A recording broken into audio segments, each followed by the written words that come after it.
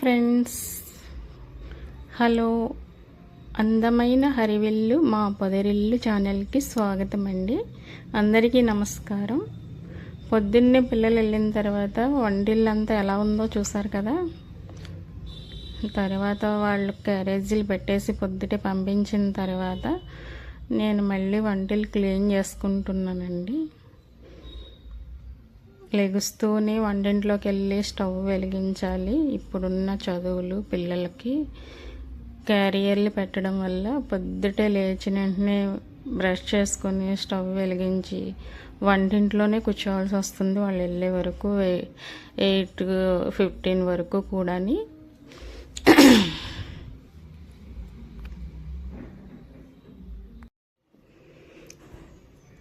మొత్తం ఇల్లు వంటిల్లు పిల్లలు వెళ్ళిన తర్వాత క్లీన్ చేసుకున్నాక మళ్ళీ నేను స్నానం చేసి దండం పెట్టుకొని మళ్ళీ ఈవినింగ్కి లంచ్కి డిన్నర్కి కూడా కర్రీస్ ప్రిపేర్ చేసుకుంటానండి.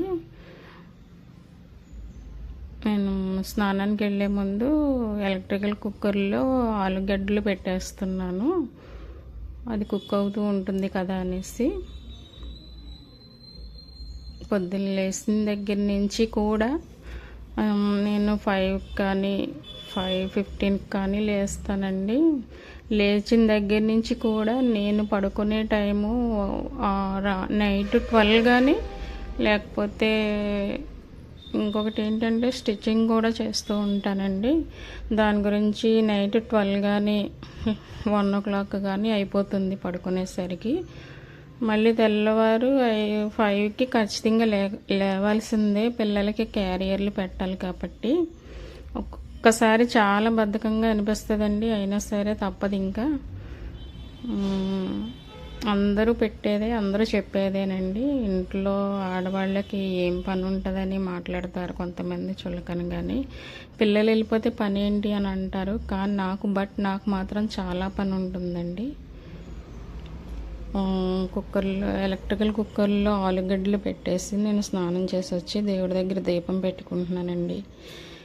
నాకున్న సమస్యల్లో, నా ఇంటి సమస్యల్లో నేను కొంచెం మనశ్శాంతిగా జీవిస్తాను అంటే ఇలా దేవుడి దగ్గర దీపం పెట్టబట్టండి. లేకపోతే ఈ దీపం ఎప్పుడైతే పెట్టనో అప్పుడే ఆ రోజంతా నాకు చికాకుగా ఉంటుంది. అంటే రోజు పూజ చేస్తారా అని అనుకోవచ్చు, రోజు చేయనండి. రోజు కుదిరితే చేయాలని చాలా ఆశగా ఉంటుంది నాకు. ఎందుకంటే ఎవ్రీడే నిద్ర సరిగ్గా ఉండక అస్తమాను పని చేస్తూనే ఉంటాను. దాని గురించి సండే వచ్చిందంటే కొంచెం పడుకోవాలనిపిస్తుంది, తొందరగా లేవబుద్ధి ఏదండి, పడుకుంటాను నేను. కానీ లక్షవారం, శుక్రవారం, శనివారం, మంగళవారం ఈ 4 రోజులు కంపల్సరీ దేవుడికి దీపం పెడతాను నేను. మిగిలిన రోజుల్లో నాకు పీస్ఫుల్గా ఉంటే పెడతాను, లేకపోతే కొన్ని శుభ్రాలు ఉంటాయి కదండి, వీక్లీ శుభ్రాలు క్లీనింగ్స్ అవిని, అలాంటివి ఆ రోజుల్లో చేస్తూ ఉంటాను. దేవుడి దగ్గర దీపం పెట్టుకొని మనశ్శాంతిగా ఆ దేవుడిని ఆ దీపంలో చూసుకున్నప్పుడు కలిగేటటువంటి ఆహ్లాదం మాటల్లో వర్ణించలేం, తెలుసు కదండి మీకు. చాలామందికి తెలుస్తుంది ఇది. ఆ దీపం పెట్టిన ఆ దేవుడిని ఆ వెలుతుల్లో చూసిన తర్వాత మన మనసుకు కలిగినటువంటి ప్రశాంతత ఎన్ని వేల కోట్లు ఇచ్చినా కొనలేమన్నమాట. దానికోసం ఏ టైం అయినా కానీ నేను దీపం పెడతానండి. ఇదివరకు పిల్లలు స్కూల్కి వెళ్ళినప్పుడైతే వాళ్ళు లంచ్కి ఇంటికి వచ్చేసేవారు, క్యారియర్ల పని ఉండేది కాదు నాకు.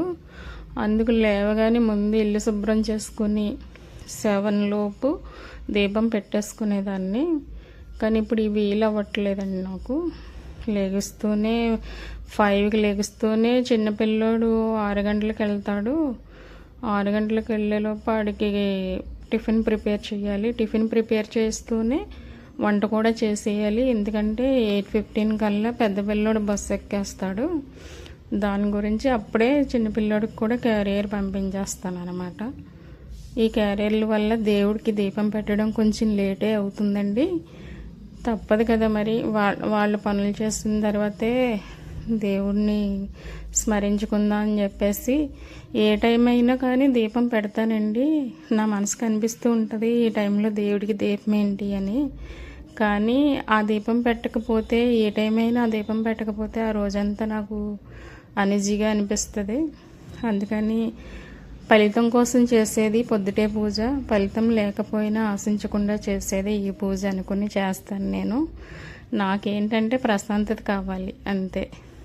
ఆ దేవుణ్ణి అలాగా అలంకరించుకుని ఆ దీపం పెట్టాలి ముందు అని అనిపిస్తుంది అంతే అండి. దేవుడిని ఇలా పూజించుకుంటానండి. అందరూ వెళ్ళిపోతేనే ప్రశాంతంగా, అందరూ ఇంట్లో వాళ్ళు అందరూ ఎవరి విధులకి వాళ్ళు వెళ్ళిపోయిన తర్వాత ప్రశాంతంగా కూర్చుని ఇలా దండం పెట్టుకుంటాను. ఆ దేవుణ్ణి తనుదేరా చూస్తాను అనమాట. అదే నాకు ఎన్నో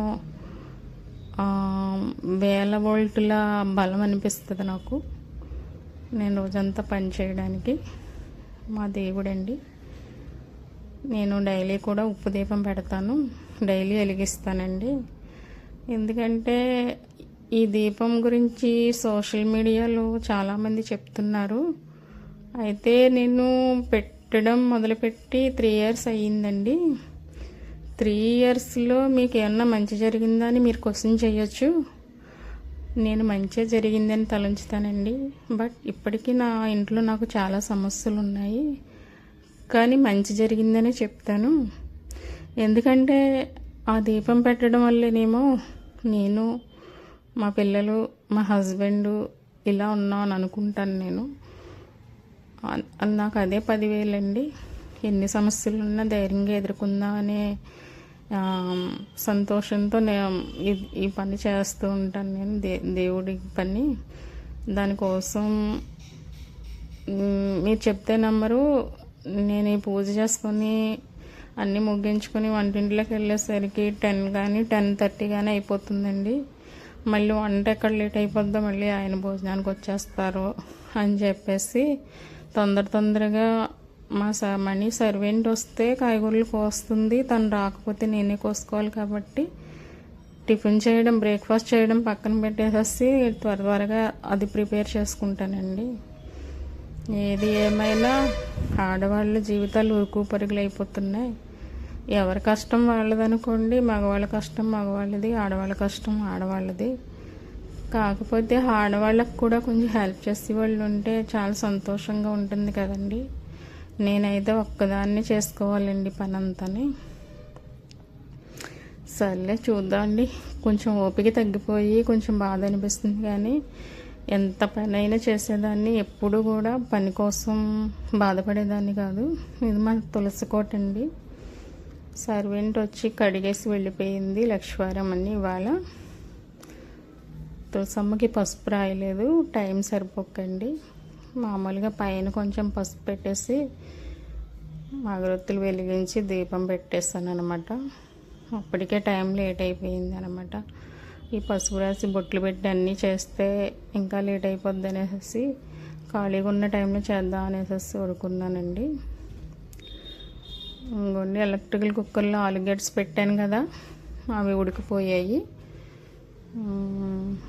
ఇంక వంట ప్రిపేర్ చేయాలండి. నేను పొద్దున్న మళ్ళీ బంగాళదుంపలు ఉడికిపోయిన తర్వాత అందులోని కొంచెం చల్లటి నీళ్ళు వేస్తే తొక్కలు బాగా వస్తాయి అని చెప్పేసి మళ్ళీ చల్లటి నీళ్ళు వేసాను. నేను బ్రేక్ఫాస్ట్కి అట్టు వేసుకుంటున్నానండి ఊతప్పం కింద. ఎందుకంటే వేసిన ఇడ్లీలు పిల్లలకి వాళ్ళకి సరిపోయినాయండి. అందుకు నేను అట్టు వేసుకుంటాను, కానీ అది తినడం కోసం చూడను. ఇదిగో మళ్ళీ లంచ్ ప్రిపేర్ చేయాలి అనేసి త్వరగా ఎలక్ట్రికల్ కుక్కర్లో రైస్ పెట్టేసి గ్యాస్ స్టవ్ మీద కర్రీ చేసేద్దాం, 2 ఒకసారి అయిపోతాయని ప్రిపేర్ చేస్తున్నాను అనమాట. ఎలక్ట్రికల్ కుక్కర్ అనేది రీసెంట్గా తీసుకున్నాం ఫ్రెండ్స్. నిజంగా ఆ కుక్కర్ని చూస్తే ఆ రోజు ఆ కుక్కర్ కోసం షాపుల్లో కొందామని వెళ్తే కాకినాడలో ఎక్కడ దొరకలేదండి. రిలయన్స్ స్మార్ట్, ఇక్కడ డిమార్ట్, ఇంకా కొంచెం పెద్ద షాపులు ఉన్నాయి, ఎలక్ట్రికల్ షాపులు. అందులోని శాంపిల్ పీస్ కూడా అమ్ముడైపోయాయంటండి. అసలు ఇండక్షన్ స్టవ్లు కానీ ఎలక్ట్రికల్ కుక్కర్లు కానీ ఎక్కడ ఏ షాపులోనూ దొరకలేదు. నాకు చాలా ఆశ్చర్యం వేసిందండి.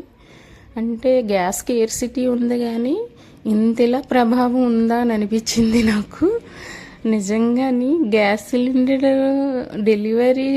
మనం డెలివరీ చేసిన డేట్ నుంచి 25 డేస్ వరకు కూడా బుక్ అవ్వట్లేదండి. బుక్ అయిన 10 డేస్ కానీ 15 డేస్కి కానీ సిలిండర్ రావట్లేదు. మాకు వచ్చేసి వన్ సిలిండర్ ఫర్ మంత్ అసలు ఫుల్ డేస్ రాదన్నమాట అండి.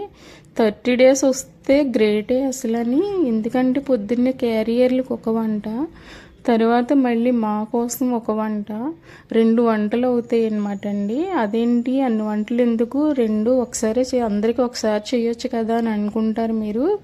అలా చేస్తే పొద్దుటి అంత వంట ఒక్కసారి వండేస్తుంది. వేడివేడిగా ఎలా పడితే అలాగా వండేస్తే అంత వంట ఒక్కొక్కసారి పాడైపోతుందండి. ఎందుకంటే నేను ఈవినింగ్ కూడా కర్రీ చేసేస్తాను, నైట్కి కూడా కర్రీ అప్పుడే చేసేస్తాను అనమాట. అలా కాకుండా రైస్ కూడా వేడి లేకుండా చల్లగా ఉండి మోవట్లేదు. సరే వేడిగా చేద్దామని మళ్ళీ మధ్యాహ్నం చేస్తాను అనమాట. అంటే ఎలాగా పిల్లలు ఎలా తింటారు అని అనుకోవచ్చు. పిల్లలకైతే కొంచెం కేర్ తీసుకుని పెడతానండి. క్యారియర్లు అవిని ఇంట్లో అలా వదిలేస్తాం కదా మనం, దానివల్ల ఆహారం కొంచెం పాడవుతుంది అని చెప్పేసి 2 వంటలు అనమాట అలా చేస్తాను. కాబట్టి నాకు 1 మంత్ కూడా కరెక్ట్గా రాకపోవచ్చు కూడా గ్యాస్. అందుకు నాకు చాలా భయం వేస్తుంది. కేర్ సిటీలో గ్యాస్ లేకపోతే కాకినాడలో అందరం కలిపి బయట రోజు తినలేము, బోల్డ్ బిల్ అయిపోతుంది.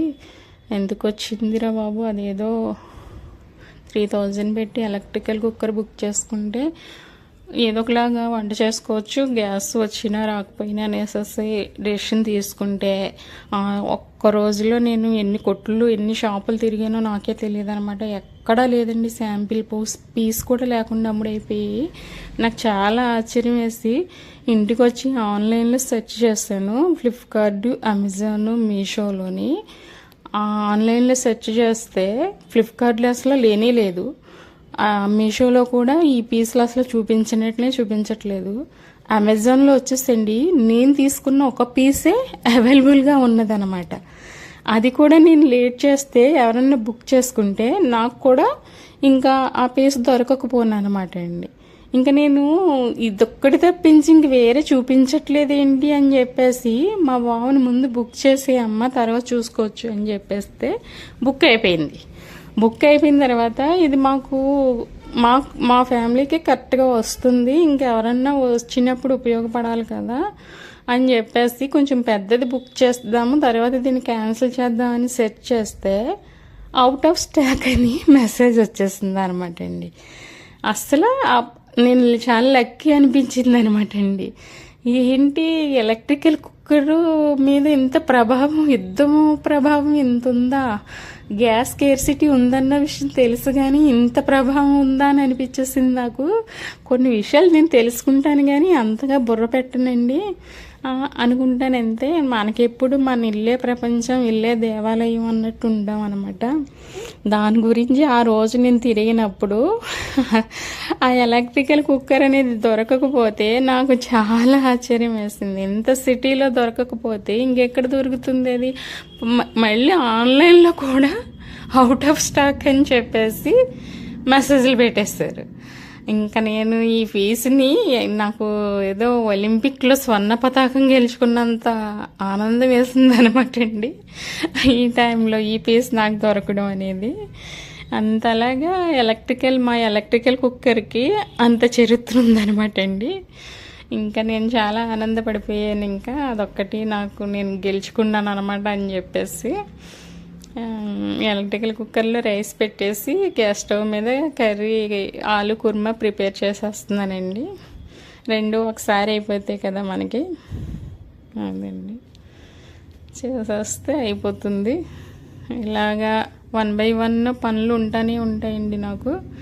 ఈ లంచ్ ప్రిపేర్ చేసేసిన తర్వాత లంచ్ రెడీ చేసి టేబుల్ మీద సర్దేస్తే వాళ్ళు పెట్టుకుని తినడమో, లేకపోతే వాళ్ళు వచ్చేటప్పటికి నేను రిలాక్సేషన్లో లేకుండా కూర్చుని ఉంటే వడ్డించడం. నేను ఒక్కొక్కసారి ఈ మధ్య రిలాక్సేషన్లోకి వెళ్ళిపోతుందనండి, పడుకుంటున్నాను. ఎందుకంటే పొద్దుటి నుంచి నుంచుని కాళ్ళు లాగేస్తుంది నాకు. ఎప్పుడూ వయసు ఒకలా ఉండదు కదండి. సర్లే వాళ్ళే పెట్టు తింటారు, అన్నీ టేబుల్ మీద సర్దేస్తాయి అంటే, టేబుల్ అంటే పెద్ద టేబుల్ కాదులేండి, చాలా సింపుల్ టేబుల్ అది. దాని మీద పెట్టేస్తే వాళ్ళే పెట్టుకు తింటారనేసి అక్కడ పెట్టేస్తాను నేను. అదేండి ఆలు కుర్మా చేసేస్తున్నాను. అలాగ 1 by 1 అలా చేసుకుంటూ వెళ్తే బోల్డ్ పని ఉంటుందండి డైలీ రొటీన్స్లోని. ఈరోజు ఆలు కుర్మా చేస్తాను అనమాట. ఇది చపాతీలోకి, రైస్లోకి కూడా బాగుంటుంది. దీన్ని కొంచెం ఇలాగా అంటే అంత పలుచగా ఉంది, వాటర్ ఎక్కువ వేస్తున్నాను అనుకుంటారేమో. అంత వాటర్ వేసి కొంచెం స్లో ఫ్లేమ్లో పెట్టి మండించి దగ్గరికి ఉడికిస్తే కొంచెం గ్రేవీ అనేది చిక్కగా వస్తుందని చెప్పి రైస్ కూడా కుక్ అయిపోయిందండి. వాముడ్లోకి వచ్చేస్తుంది ఇది. రెండు ఒకసారి అయిపోయిందండి నాకు పని. ఇంకా 2 పనులు ఒకసారి చేసేస్తాను. కొంచెం రెస్ట్ తీసుకుందామని త్వరగాని అప్పటికే కాళ్ళు పీకేస్తున్నాయి. కళ్ళు వేస్తున్నాను అన్నమాట అండి కర్రీలోని.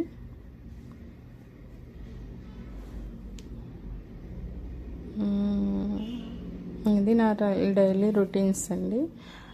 అంటే నేను ఎప్పటి నుంచి ఎప్పటిదాకా పెట్టానంటే, పిల్లలు వెళ్ళిన తర్వాత 8:30 నుంచి 12:15 వరకు నా దినచర్య పెట్టాను మీకు.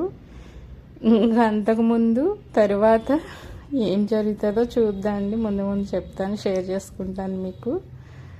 ఎలక్ట్రికల్ కుక్కర్లో రైస్ చాలా బాగుంటుందండి. మా వారు అంటారు వేడి చేస్తుంది, ఎక్కువ తినకూడదు అని అంటారు. మరి ప్రతిదానికి ఏదో ఒకటి చెప్తారులేండి, అయినా నేను పెద్దగా పట్టించుకోను. ప్రతిదీ భూతద్దంలో పెట్టి చూస్తే మనం అసలు జీవించలేమని చెప్పేసి కొట్టి పాడేస్తూ ఉంటాను నేను. ఏముందండి, రోజుల్లో మన ప్రాణాలకి గ్యారంటీలు ఎక్కడున్నాయండి? అది తింటే పోతాం, ఇది తింటే పోతాం అని అనుకుంటానికి. ఏదైనా సరే ఎలా పడితే అలా జీవించేసి చావస్తే చచ్చిపోవడమే అన్న లెక్కల్లో ఉంటాను నేను. అమ్మో ప్రాణం ఏమైపోద్దో, నేనేమైపోతానో ఇలాంటి భయాలు అయితే ఉండవండి.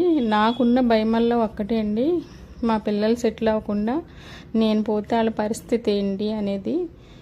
మా పిల్లలు సెటిల్ అయ్యి, నేను దేవుణ్ణి అదే కోరుకుంటాను, పిల్లల్ని శుభ్రంగా సెటిల్ చేసిన తర్వాత నన్ను ఎలా అయినా తీసుకెళ్ళిపోతండి.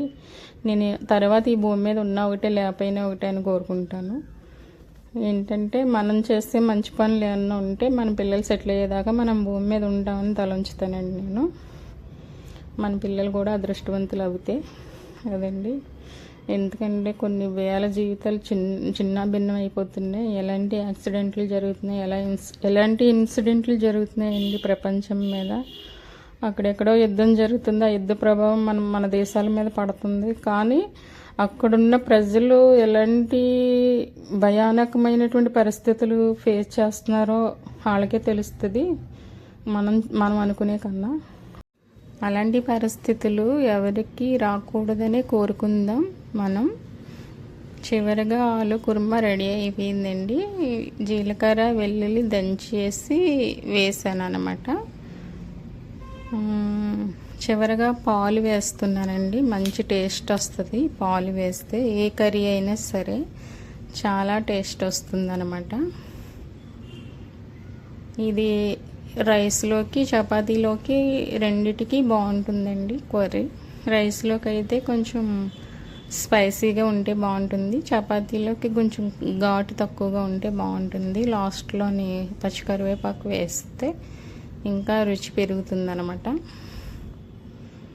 కొత్తిమీర లేకపోయినా ఇలా కరివేపాకు వేసుకోవచ్చండి, చాలా బాగుంటుంది. ఆలు కుర్మా రెడీ అయిపోయిందండి. నాకు పొద్దున్న పిల్లలు వెళ్ళిన తర్వాత 8:30 నుంచి 12:50 వరకు నా దినచర్య ఇదండి. అంటే మధ్యలో నేను ఇంకా చాలా పనులు చేస్తాను, అవన్నీ వీడియోలో పెట్టలేం కాబట్టి ముఖ్యమైనవి చూపిస్తున్నాను అనమాట. చూడండి, అది నా దినచర్య. మొత్తం వంట అంతా కంప్లీట్ అయ్యి ఇదిగోండి నా వంటిల్లు గట్టిలా ఉందన్నమాట. ఇక్కడ కర్రీ, ఇక్కడ రైస్, ఇంకా వేరే ఏమీ చేయలేదన్నమాట. చేయలేక అని ఎండకప్పటికే వేడొచ్చేస్తుంది నాకు. ఎందుకండి నా పని కంప్లీట్ అయ్యేసరికి నా టైం ఇలా చూపిస్తుంది. 12:15కి దగ్గరలో ఉన్నాను. Okay friends, thank you for watching.